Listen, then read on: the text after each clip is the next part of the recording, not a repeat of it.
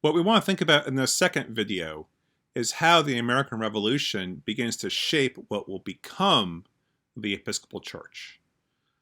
The first big issue here is whether or not there would be an American episcopacy, whether or not a bishop would finally become resident in the American colonies. In 1748, Peter Sherlock becomes Bishop of London, and he refuses the traditional oversight that Bishop of London had for the colonial churches. Instead, he says there ought to be a bishop resident in the American colonies, and yet no action is taken on this. This begins to create a crisis and public debate around this issue. Throughout the 1760s and 1770s, there's a big debate in the colonies about whether or not an American episcopate ought to be established. Because the way royal supremacy acted, this meant that a local resident bishop would be representing the monarch, the crown, in local affairs of the colonies. For Congregationalists in New England, they saw this as a plot to remove religious liberty from their colonies, similar to the way in which Charles I and William Laud, Archbishop of Canterbury, had oppressed their Puritan ancestors. And so significant impediments to American episcopacy emerge in this period of time. One is that having a bishop arrive would be similar to experiencing the tyranny of the monarch. So all that tyranny language and resistance to the monarch that's emerging in revolutionary circles is also being applied to the episcopacy. On the other hand, Southern Anglicans in Virginia and areas like that really prefer the local control of the vestry system and would really rather not have a bishop come over to their shores who might interfere with that arrangement.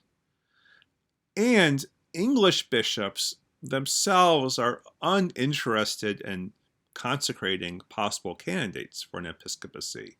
This might disrupt their own relationships and dynamics. So all this is in the background as the American Revolution bursts onto the scene. And this really creates some rapid shifts in the Anglican experience because of the way in which they are closely identified with the English monarchy. The Book of Common Prayer had prayers to the king. The commissary system had these representatives of the Bishop of London, who is linked to the king as well.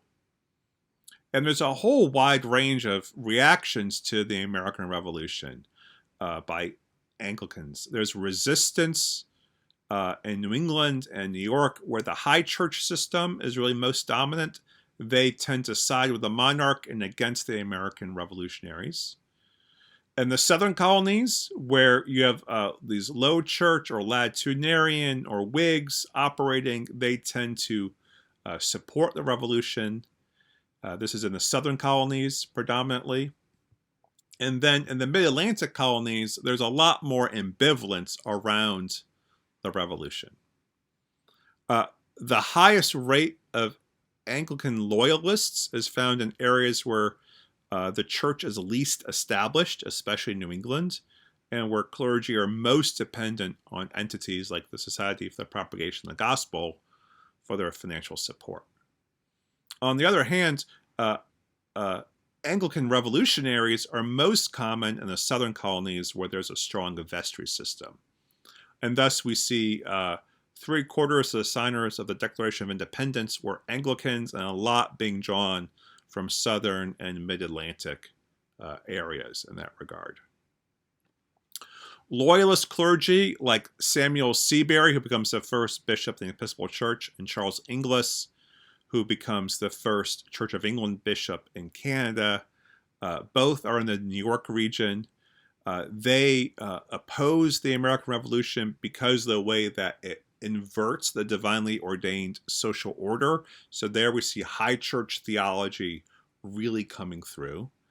Bishops help guarantee morality in civil society, and they don't think that that's the role of government to ensure morality, and they worry that this emerging American republicanism just really upends the whole social order and will actually lead to social disorder and social immorality.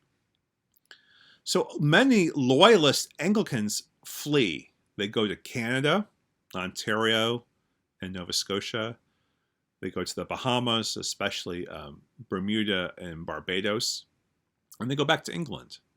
So in the context of the American Revolution, about 50% of the clergy leave. This is going to be a huge problem when the Episcopal Church tries to reorganize itself.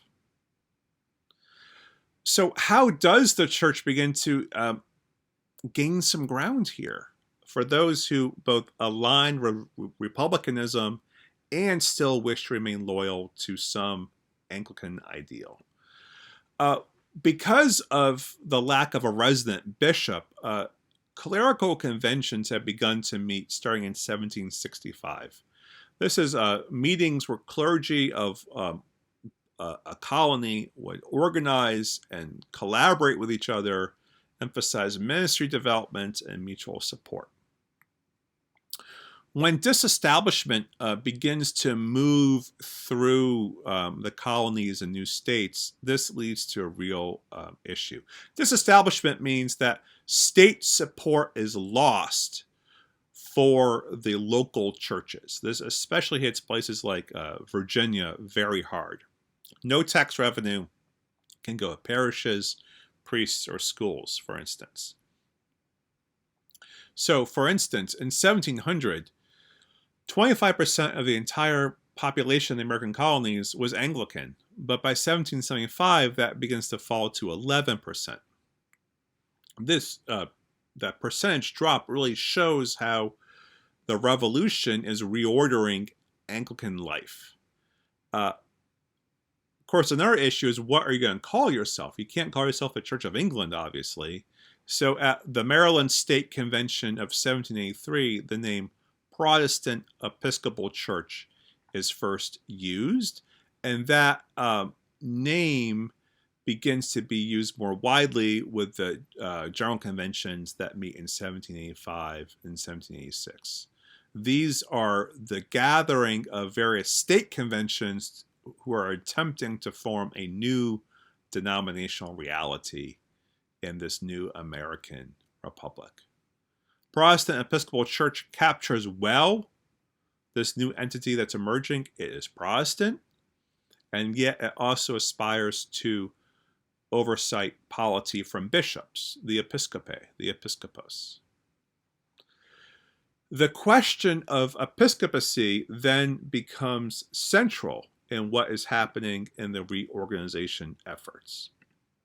So, how will you gain an episcopacy if the English bishops are not interested in providing it? William White, who is the rector of Christ Church in Philadelphia, begins to argue for envisioning a new church reality that has three tiers in its policy. The idea is that there would be districts that would elect a general vestry or a convention that represents members from the various churches of that district. Representatives from that district would then go to annual meetings of one of three larger districts he envisioned in the new United States. And then the representatives from these larger districts every 3 years would attend a meeting of what he called a continental representative body, or something like what emerges as General Convention. We see here the ideal of a more dispersed, democratic form of governance. It represents a sort of Whig ideology and a confidence in the vestry system that already exists. At the same time, he thinks that this church that's emerging could elect and consecrate its own bishops if the Church of England won't provide them. Here he argues that a presbyter could be conditionally ordained in the absence of bishops. And he is using readings out of Richard Hooker and Bishop Ussher of Dublin. These are 16th and 17th century thinkers. So the idea is that episcopacy could be worked out within a political republican system. He holds that because these presbyters have been ordained in the apostolic succession by other bishops, they could provisionally work out the creation of a new set of bishops through this method.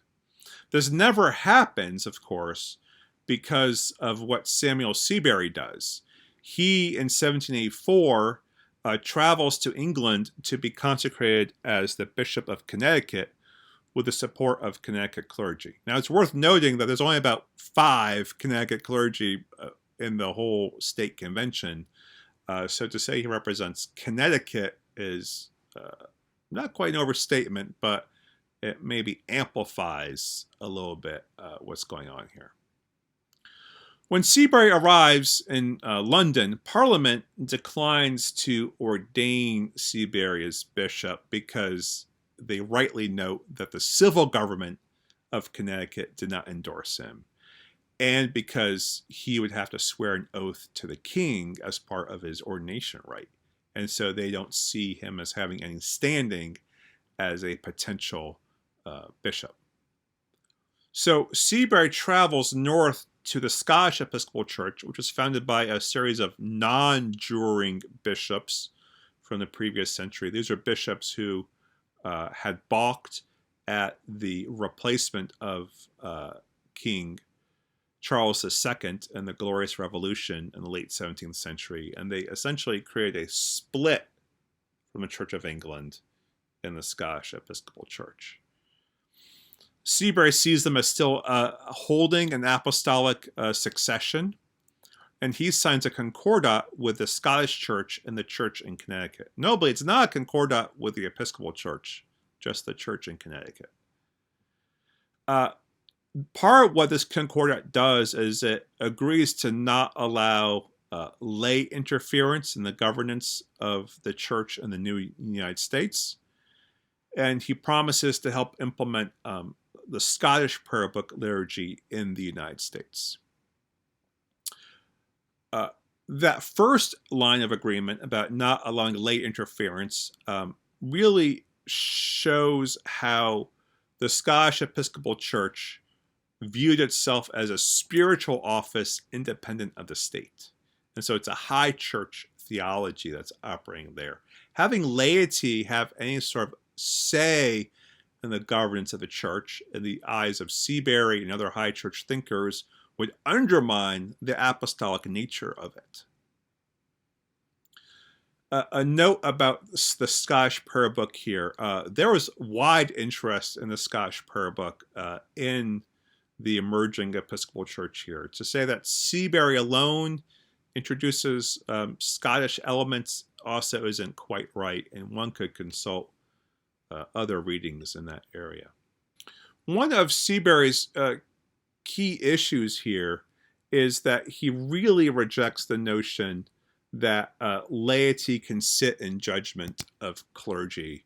Because as Seabury argues in a letter that I quote from here to William Smith in the lecture notes, laity cannot take away a character which they cannot confer. It's incongruous to every idea of episcopal governance. This is going to be a big issue when we get to the 1789 General Convention. When Seabury returns to the United States, there's great suspicion about his ordination, and really a real question of whether it's a valid ordination as bishop, because it's from the non-juring Scottish line and not from the Church of England line. This also belies our own claim in the Episcopal Church that Samuel Seabury is significant as the first bishop, when actually many of the early Episcopal Church bishops sought to exclude him from any ordination of other bishops because of their concern about the validity of his ordination. And so this leads to a resolution passed at the 1786 General Convention that asked state conventions not to recognize Seabury's ordination as valid. And so there's real antipathy towards Seabury. He's actually a deeply unpopular character because of his attitudes towards laity and because of this non-juror Scottish ordination. This really forces other Episcopalians to seek out episcopal ordination from the Church of England. And so in 1786, the British Parliament finally allows English bishops to consecrate William White of Pennsylvania and Samuel Provost of New York as bishops. This is done when the English bishops are satisfied that this would not antagonize Americans. And Parliament actually argues that these folks can be consecrated as bishops because they're being consecrated for what they understand to be overseas ministry. And they understood a state in the U.S. to be equivalent to a diocese, both differing polity. So it's a bit of a workaround. And also Parliament waives the loyalty oath to the king for those who reside outside of the Church of England.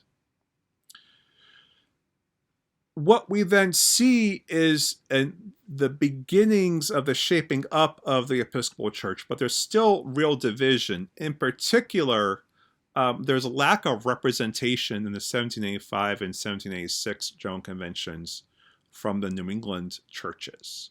And so the question of how the Episcopal Church will finally coalesce is going to be the subject of our third and final video.